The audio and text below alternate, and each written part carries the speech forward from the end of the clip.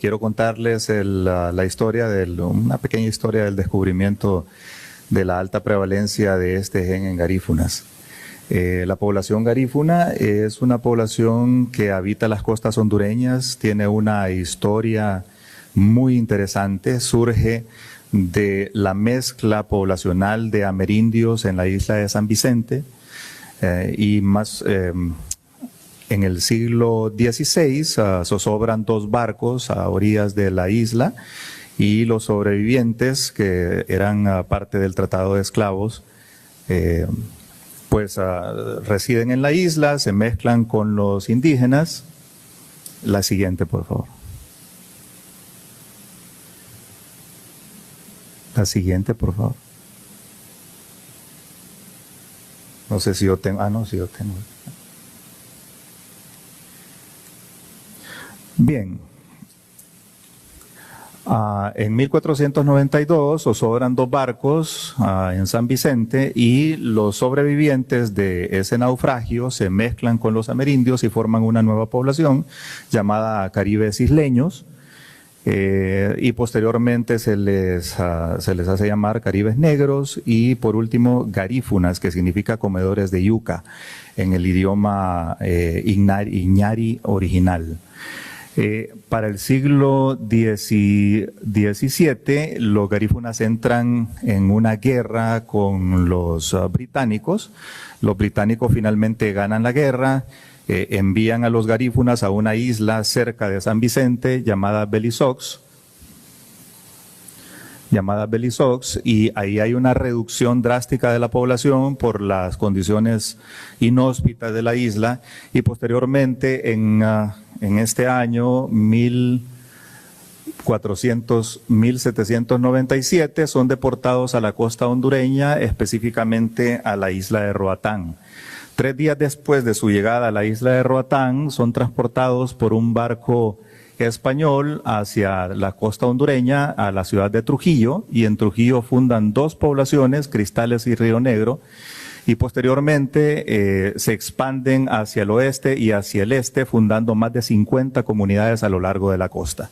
Una historia poblacional súper interesante, no solamente por la mezcla poblacional, sino por los cuellos de botella genéticos que se observan. Pues el primer contacto que tuve yo con los garífunas fue alrededor del año 2000, donde para mi trabajo de grado en la Universidad Nacional de Colombia, estudié 13 marcadores microsatélites, STRs, que son usados ampliamente en genética forense y pruebas de paternidad.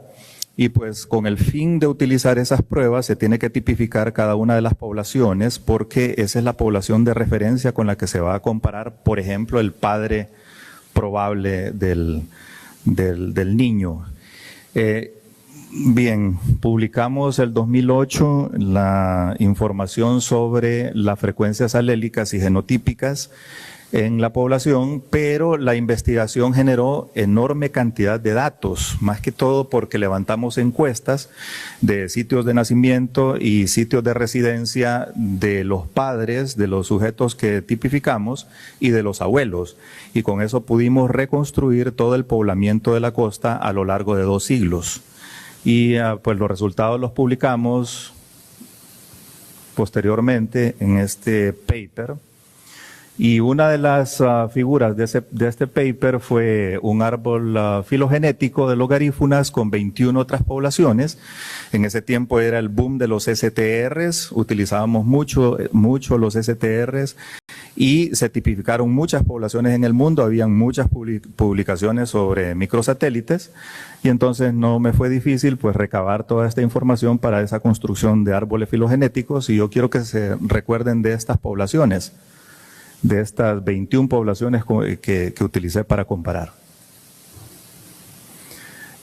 Continuamos con las investigaciones en los garífunas, o sea, una población tan interesante no vale la pena pues dejarla a la deriva en los estudios y entonces con la Universidad de Ferrara pues hicimos un estudio de isonimia de la población nacional de la población hondureña, un estudio de apellidos, pero la cantidad de datos que surgió ahí también fue una cantidad enorme de datos y lo que hice fue hacer pequeños estudios en diferentes poblaciones étnicas y diferentes poblados hondureños, que reporté en varios artículos. Esta es la de los garífuna específicamente, el estudio de apellidos y el estudio de la estructura poblacional de esta etnia basado en los apellidos.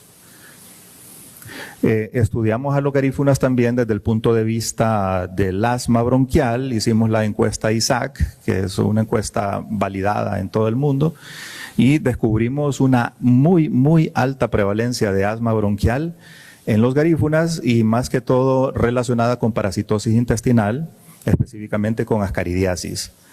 Todos estos trabajos, pues gracias a todos estos trabajos nos pudimos unir a un consorcio, el Consorcio del Asma en Poblaciones Afrodescendientes de las Américas, liderado por la Universidad de Johns Hopkins y que agrupaba a más de 30 universidades de Estados Unidos, del Caribe y de Sudamérica, para estudiar desde el punto de vista del asma y la genética del asma a todas las poblaciones afrodescendientes. Algunos de los objetivos de CAPA fueron la secuenciación de 1005 genomas. Ahora secuenciamos genomas rutinariamente, pero para ese entonces eran proyectos grandes. Estaba en marcha el proyecto 1000 genomas y este fue uno de los grandes proyectos también.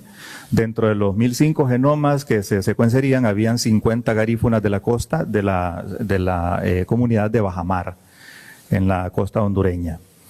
La segunda meta de CAPA fue la recolección de muestras para un estudio de asociación genómica en busca de genes relacionados con el asma.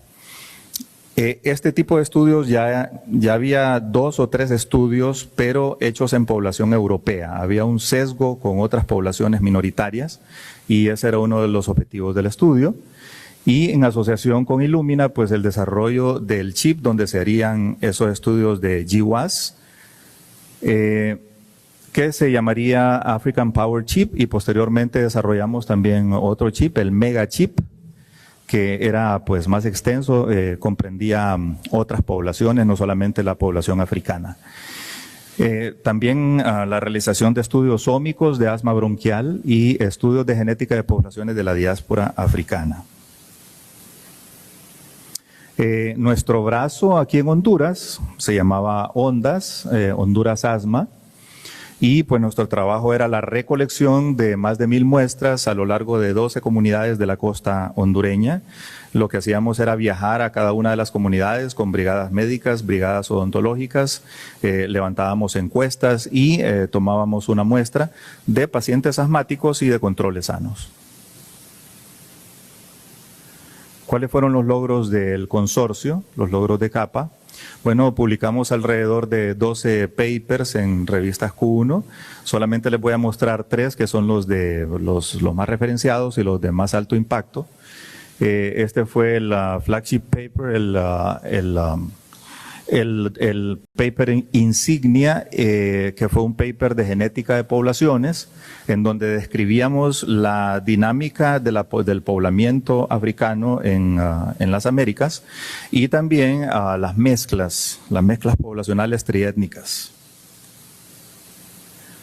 Un segundo paper pues incluyó el estudio de GWAS, en donde replicamos los genes que se habían encontrado en poblaciones europeas, pero encontramos un par de loci más en el cromosoma 8. También publicamos el primer pangenoma informado en una población humana. Tradicionalmente se había utilizado el genoma de referencia que se publicó en 2002 para toda comparación, pero ya la moda ahora, como ustedes saben, es la utilización de pangenomas poblacionales y nosotros publicamos pues ese primer pangenoma que fue el pangenoma africano. En este paper también describimos 300 millones de pares de bases que no se habían descrito en el genoma de referencia original y también descubrimos que el polimorfismo estructural es más frecuente de lo que pensábamos. Bien, esta gráfica del paper insignia pues muestra los porcentajes o muestra Las contribuciones tricontinentales en los afrodescendientes de las Américas, todas estas son las poblaciones estudiadas. Y interesantemente, la población hondureña, los garífunas, no muestran muy poco o casi ausente el componente europeo. A diferencia de todas las demás poblaciones, el componente europeo es el componente rojo, el amerindio es el verde y el africano es el azul. A diferencia de todas las demás poblaciones de las Américas, el componente europeo en garífunas es prácticamente inexistente. Con los datos de la secuenciación extrajimos datos de SNPs y realizamos estudios de componentes principales. Aquí vemos componente 1, el componente 2. Esta es la población africana pura, esta es la población europea pura y esta es la población indígena pura. Y cada punto es un individuo y cada color es una población diferente. En azul vemos a los garífunas que se agrupan congruente con los hallazgos de mezclas de más o menos un 20% de amerindio y un 80% de africano, pues se acercan mucho a los africanos, pero tirados hacia la población indígena y con componente casi ausente de europeos. Hicimos un análisis de la cantidad de singletons que comparten las poblaciones y con eso construimos esta gráfica. Cuanto más oscuro es el cuadro, pues entonces más relación hay entre dos poblaciones. Por ejemplo, aquí vemos las relaciones que hay entre los brasileños y los puertorriqueños, los dominicanos, etcétera. Y algo súper interesante que descubrimos es que los garífunas, utilizando singletons, utilizando este tipo de marcadores, no se relacionan prácticamente con ninguna otra población. Se agrupan con ellos mismos, pero con ninguna otra población. Súper interesante, porque su componente africano esperamos que sea similar a otras poblaciones. Como nos pareció muy interesante, pues entonces parte de la publicación incluyó esta gráfica en donde analizamos un tercer componente principal y vemos que los garífunas se alejan sustancialmente de todas las demás poblaciones. Entonces, ¿esto qué indica? Esto, bueno, puede ser un hallazgo espurio, pero puede indicar también un fuerte efecto fundador de la población garífuna.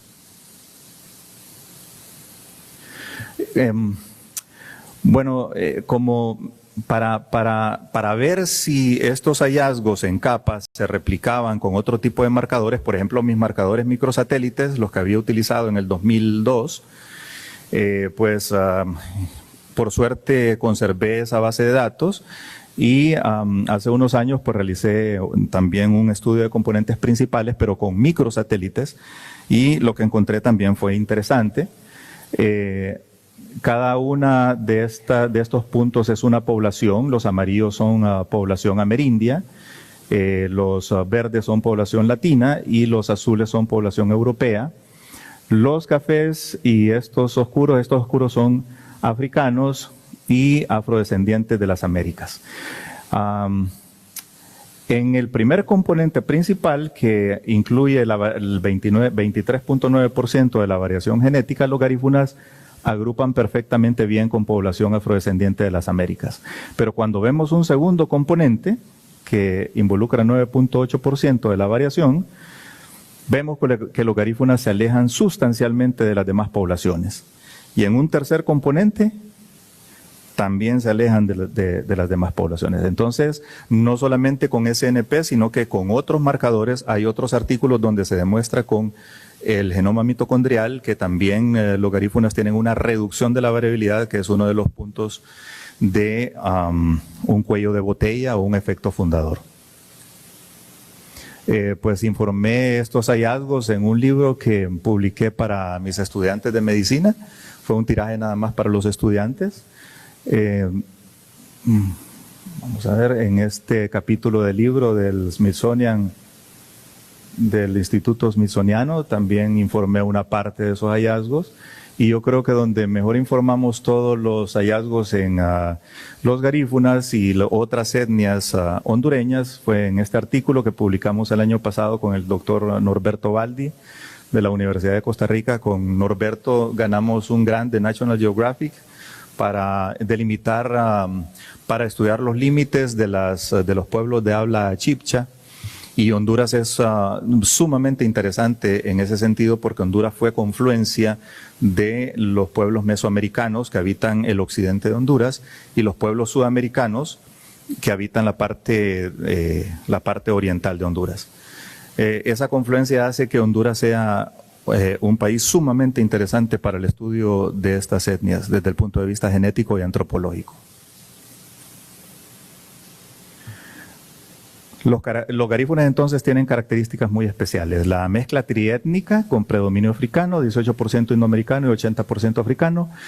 Un sincretismo, no solamente es una mezcla genética, sino también hay un sincretismo cultural muy importante. La lengua es indígena y los cultivos son indígenas. Su extraordinaria expansión poblacional. Los garífunas son los que tienen la tasa de natalidad más alta de una población en las Américas. Imagínense ustedes que fue de 2.500 habitantes inicialmente en Cristales y Río Negro a finales del siglo antepasado hasta los números que tenemos ahora que probablemente ya superan el 1.000.000. No sabemos exactamente cuáles son los números porque habitan toda la costa hondureña, pero también habitan otros países como Belice, Guatemala, y pues hay poblaciones importantes en ciudades de Estados Unidos y otras ciudades del mundo. Y lo más importante es la diferenciación sustancial que hay con otros afrodescendientes, que se apartan de estos afrodescendientes en 2 o 3 componentes dependiendo del marcador analizado.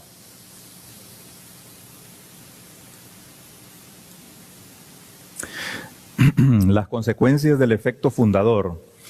Una reducción considerable de la variabilidad genética. Eso es lo primero que observamos. En el estudio de capa vimos que los garífunas presentan más o menos la mitad de singletons en comparación con otras poblaciones. La diferenciación de la población original con algunos alelos, algunas variantes genéticas aumentando y otras disminuyendo, lo que hace que haya una variación bastante brusca de las frecuencias alélicas con respecto a la población parental y sumamente importante para la genética clínica, la elevación de las frecuencias de algunas variantes patogénicas. Y aquí es donde nos interesa llegar, que es a la variante de cardiomiopatía hipertrófica que encontramos.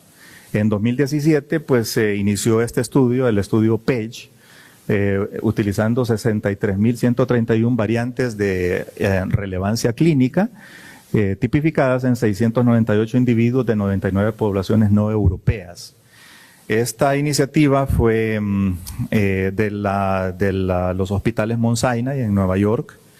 Los hospitales Mount Sinai en Nueva York pues tienen esta iniciativa de un biobanco llamado BioMe, en la que a los pacientes se les extrae una muestra y se guarda en estos biobancos para ser analizada posteriormente y estudiar desde el punto de vista genético cualquier enfermedad. Y la otra cosa especial que tiene Nueva York es que lleva registros electrónicos desde hace tiempo, lleva expedientes electrónicos y entonces BioMe está ligada a esos expedientes electrónicos y prácticamente todas las etnias del mundo están representadas en Nueva York. Entonces es como el sitio ideal para un estudio étnico. Uno de los objetivos de PAGE fue descubrir variantes patogénicas fundadoras en poblaciones no europeas. Por el sesgo que les explicaba, conocemos muchas variantes europeas, pero variantes amerindias, variantes en otras poblaciones del mundo, pues no las conocemos mucho. Dentro de esos pacientes que se secuenciaron 6 garífunas con insuficiencia cardíaca. Los garífunas tienen una población importante en el Bronx, en Nueva York. Y lo interesante es que estos 6 pacientes no estaban emparentados, no eran familia.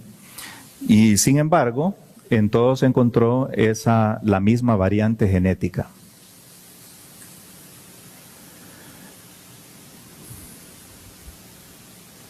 Vamos a ver. Bien, ¿qué variante genética encontramos? Una mutación consistente en una transición en el nucleótido 1484 del ADN complementario, una mutación missense que sustituye arginina por glicina en el aminoácido 495 de la cadena polipeptídica de este gen, que esto significa Myosin Binding Protein C3, o proteína de unión a la miosina C. Esa es la proteína que codifica, ubicada en el cromosoma 11. En las demás poblaciones de Page, pues su frecuencia fue nula o solo se presentaba una sola vez, mientras que la frecuencia en los garífunas fue de aproximadamente 2.2%, que para una enfermedad rara en una población es una proporción extremadamente alta. Un poquito sobre esta mutación y otras mutaciones que producen cardiomiopatía hipertrófica. Todas las cardiomiopatías hipertróficas son de herencia autosómico dominante. La cardiomiopatía hipertrófica es un padecimiento heterogéneo, es de penetrancia incompleta, de expresión variable. Y todos los genes relacionados tienen que ver con la sarcómera, con la unidad de contracción del cardiomiocito. Aquí tenemos un cardiomiocito. Y la proteína que nos compete, pues lo que hace es que estabiliza la unión de la miosina con la actina. Las mutaciones en este gen, pues son mutaciones de pérdida de función. Por lo tanto, hay haploinsuficiencia y el resultado es una contracción más fuerte de la fibra muscular. Esa contracción fuerte de la fibra muscular trae como consecuencia una hipertrofia del músculo cardíaco y una desorganización de las fibras acompañado de fibrosis. Un poquito sobre la fisiopatología. Dijimos que la penetrancia es incompleta. Un buen número de las personas que son portadoras de este alelo pues no van a manifestar nunca en su vida la enfermedad, pero cuando se manifiesta se puede manifestar de estas maneras, con una insuficiencia cardíaca, que usualmente es una insuficiencia cardíaca izquierda, inicialmente con una disfunción diastólica, no hay disfunción sistólica inicialmente. Y pues lo que tenemos ahí es una insuficiencia cardíaca de tipo húmedo con la sintomatología florida pulmonar, la congestión pulmonar caracterizada por disnea de grandes a medianos esfuerzos a pequeños esfuerzos, ortopnea, disnea paroxística nocturna, etcétera. Pero posteriormente, y algo que caracteriza a esta enfermedad es esto, obstrucción del tracto de salida. O sea, la hipertrofia puede ser tan grande, más que todo la hipertrofia del septum interventricular puede ser tan grande que evita la salida de la sangre hacia la aorta, y por eso anteriormente a esta patología se le denominaba estenosis subaórtica, ese era el nombre que tenía oficialmente. Y pues una vez que hay obstrucción, ya tenemos una disfunción sistólica con las consecuencias que son una disminución de la presión arterial, síncope y disminución del gasto cardíaco.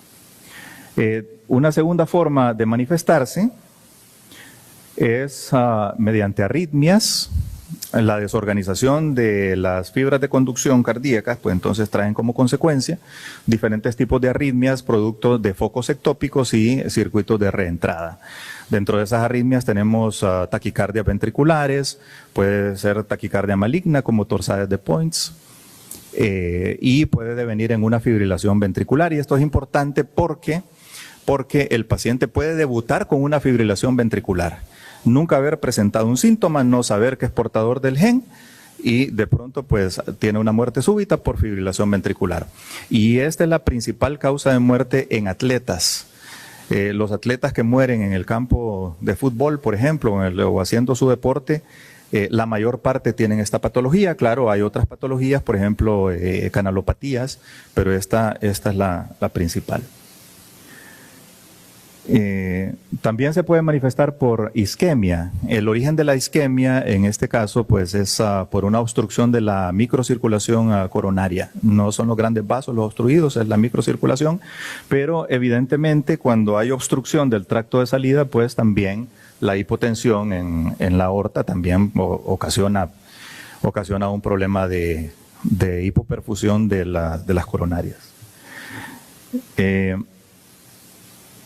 Y entonces eso deviene en dolor de pecho, una angina.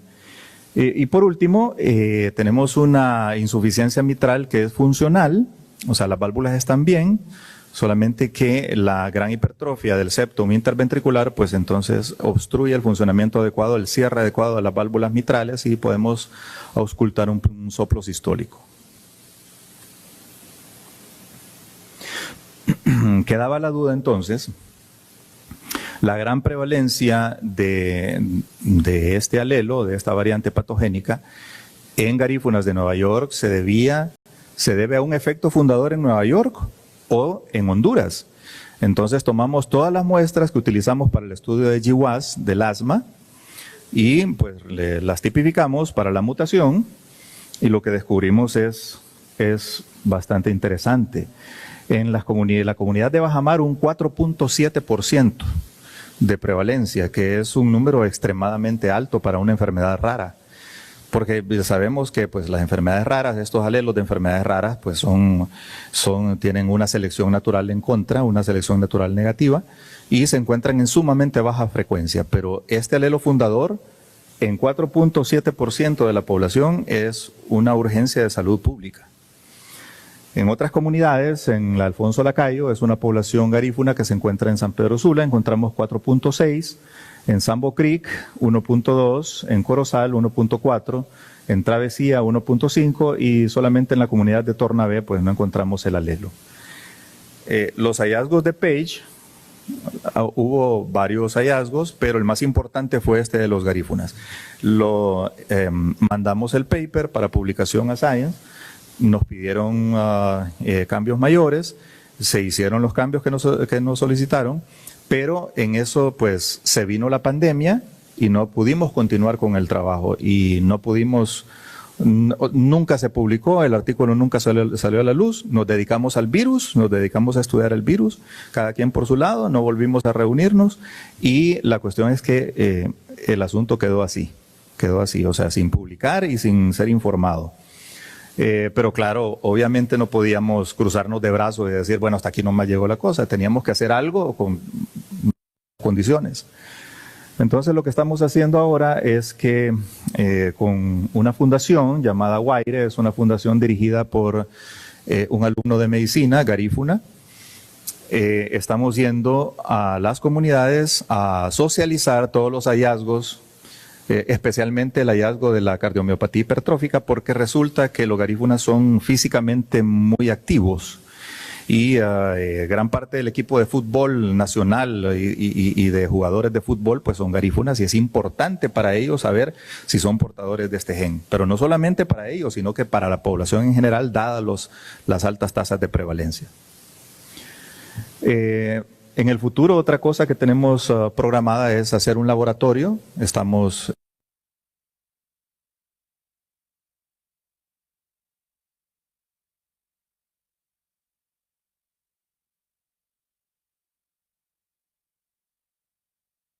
Es importante porque para un tratamiento oportuno, porque hay un tratamiento oportuno basado en beta bloqueadores y bloqueadores de los canales de calcio que retrasa la aparición de los síntomas. ¿Alguna pregunta?